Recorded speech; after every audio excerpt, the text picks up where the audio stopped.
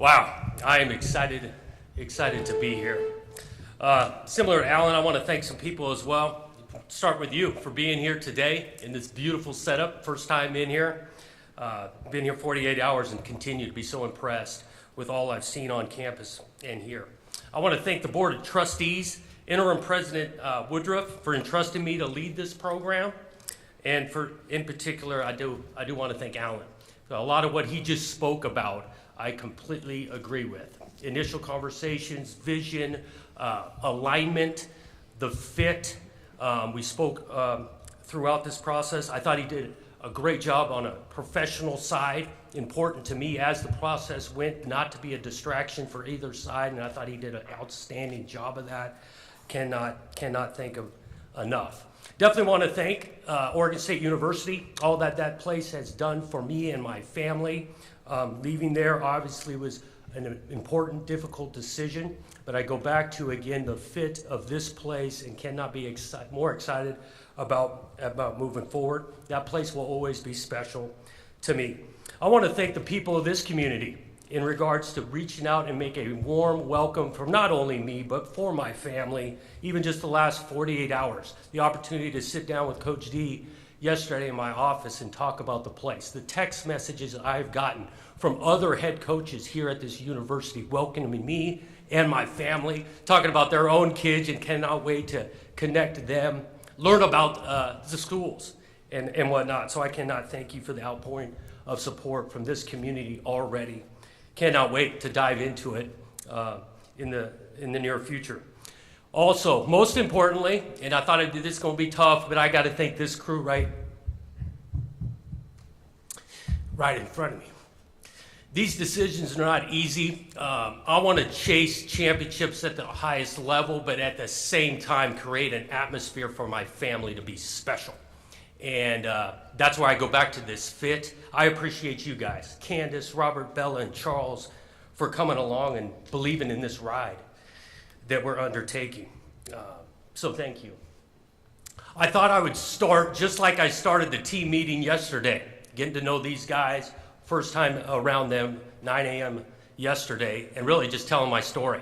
Walked up in front of them and told my story like this. Jonathan Smith, 44 years old, born in Pasadena, California.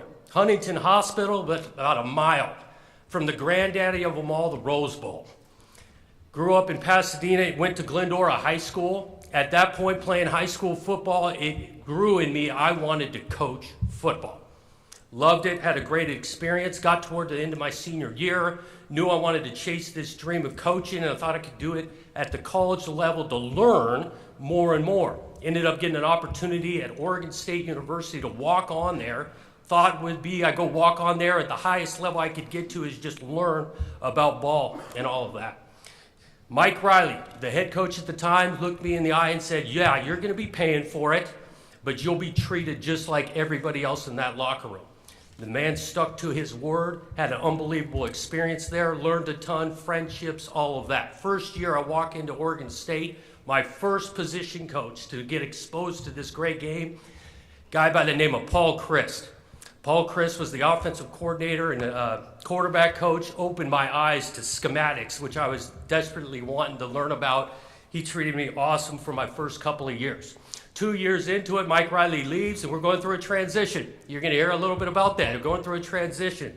Again, speaking as if to the players, transition, Dennis Erickson comes in, ended up winning a few games the next couple of years, knew I wanted to get into coaching. Dennis Erickson allows me to start my coaching career after that, being a graduate assistant right there at Oregon State. 2 years of being a graduate assistant, I got my first opportunity to be a full-time coach at the University of Idaho. I want to thank Nick Holt for that opportunity. Learned a ton from him, experienced that. Was at Idaho for 6 years, went through 3 different head coaches at that time.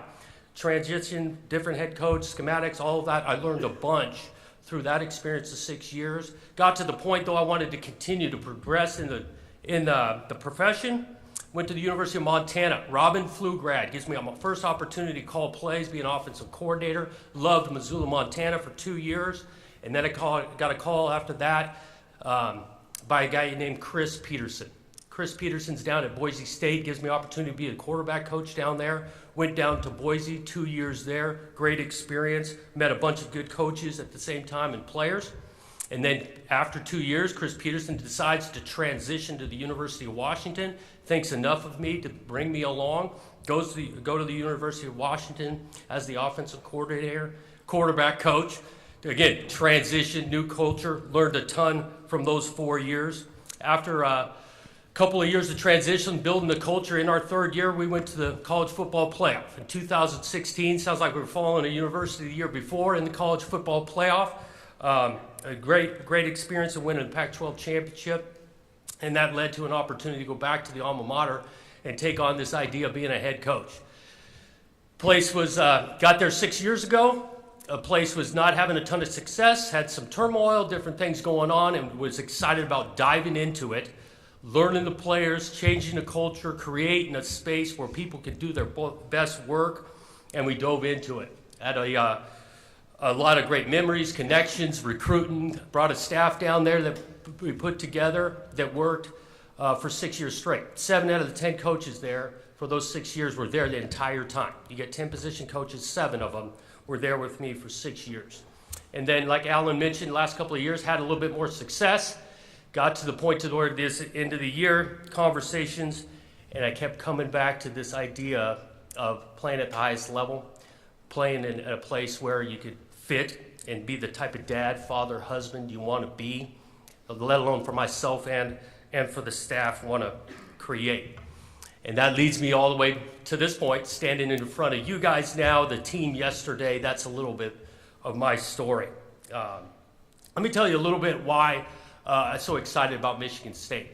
I think, again, we go back to this fit. Let's talk schematics. Alan mentioned it. Yes, we want to make a physical brand of football on both sides of the ball. But at the same time, it lead to an innovative offense in regards to, we're going to take a chance once in a while. Make it physical, create explosive plays. Defensively, make it hard on the defense, not just by the physicality to play with, but the schematics on that end. I think Michigan State's a place where you can develop.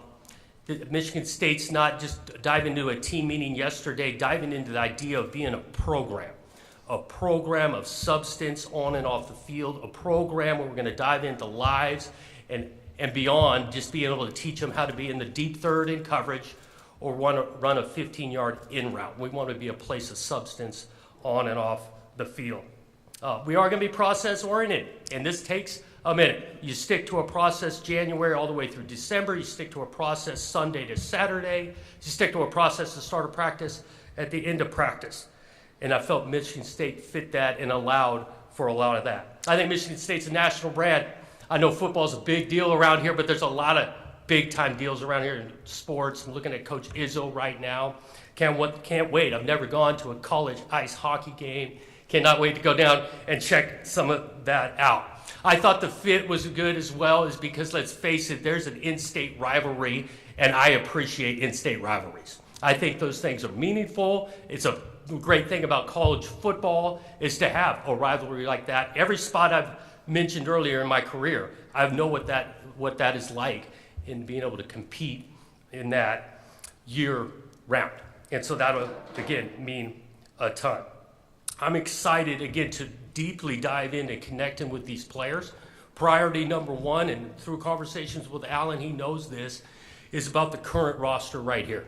The current roster, and then we're going to take the opportunity again tomorrow to dive into these lives, learn about them, learn their stories, why they chose Michigan State. I cannot wait to start on that.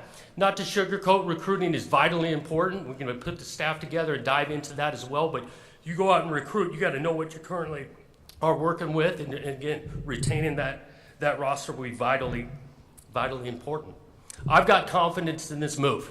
I cannot overstate the idea of transition a family all the way over here. I cannot overstate how important and confident I think we are in this thing. I shouldn't say think. We are confident in this thing, and they're so excited to be here and really get started. This is a big day. You get on stage, you got the press conference to go. We're going to answer some questions with the press. We've got a basketball game to go to tonight. I'm looking forward to diving into these players and getting in that meeting room and setting plans and really getting started. Because it's going to take some work. I think a lot of us in this room understand this is going to take some work, and I am definitely excited and up for the challenge and opportunity that's in front of us. I'm going to stop there and just echo again, I can't thank this community enough for the warm welcome. I am fired up to get going, and let's go do this thing. Go Greg.